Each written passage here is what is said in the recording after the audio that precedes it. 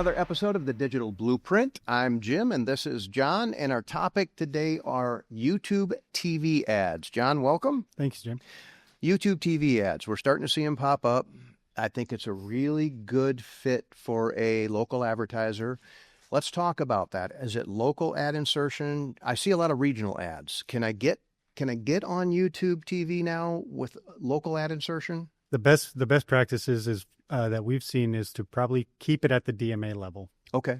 From a scale standpoint, depending on the market size, the best way for the campaign to perform is going to be probably targeting at the DMA level. Let's talk about that, because not everybody has YouTube TV. So you bring up maybe an objection to spending the money on this. What, in your opinion, what would be an adequate DMA size? I like when I ask the hard questions, don't you? Well, adequate DMA size, that's a great question. I would say the average market size is probably 200,000 plus. Okay. So that makes sense. I mean, if you think about it logically, 200,000 people, the percentage of people then that have YouTube TV, now you're talking a platform that will warrant maybe the cost. Correct. Okay. So these are a little bit larger markets, but they're great. Let's talk about the ad format. This could be professionally produced. It could be AI generated 30-second commercial, correct? They can actually be 6, 15, 30s, over 60s, but generally on the best practice scenario, we would see the ones that have performed the best are generally 15s or 30s. Let's talk about the ad that we're seeing on our screen right now. It says Lake Town Marine. I see a nice big QR code. Are all the ads designed like that, or can I just run full video? Full video. I mean, these are generally what we would see on YouTube TV ads would be probably your more polished production ads put together. Okay, now will this also run on YouTube? No. Well, I mean, essentially you can run independent campaigns that are just YouTube driven, but no, this is subscription-based viewership on YouTube TV. Perfect. I think that's a very important point of differentiation. I do like this ad set. So in this case, it would not be a static. What looks like the full color would be the running video with a nice QR code, nice call to action. Okay. Correct. Let's talk a little bit about audience targeting. Okay. How do I segment it? So we've already got maybe an audience pool that's smaller. Mm-hmm. How granular do I want to get if I'm trying to have some sort of reach? That's a great question. So YouTube is owned by Google, right? So all of the targeting capabilities that Google has, we're able to implement on YouTube TV campaigns. However, again, similar to more broad-based geography targeting, such as DMAs,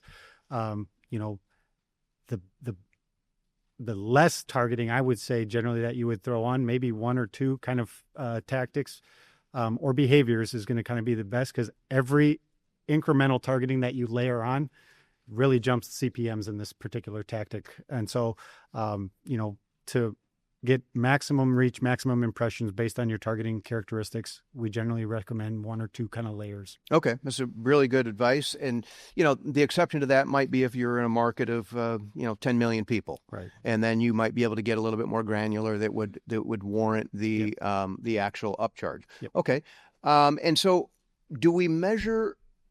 are we measuring view-throughs? Are we measuring impressions? How actually do I buy this? Yep, by impressions, right? So similar to any CPM media, display, video, this is bought through impressions. And then there are attribution metrics that can be tracked with the campaigns themselves, but generally you're going to look at completion rates again.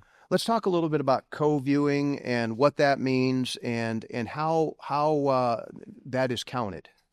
Yeah, so generally what that is implementing is, if you're at home watching streaming TV, YouTube TV, co-viewing is essentially how many other people potentially could be in the room watching it with you. And how do they determine that? Is it by device? It is by device, but it's also, some of it is an estimation.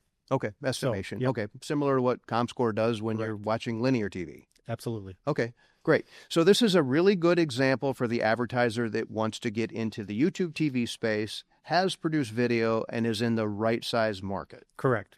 Are there any categories that will do really well with this type of advertising? I would say it would.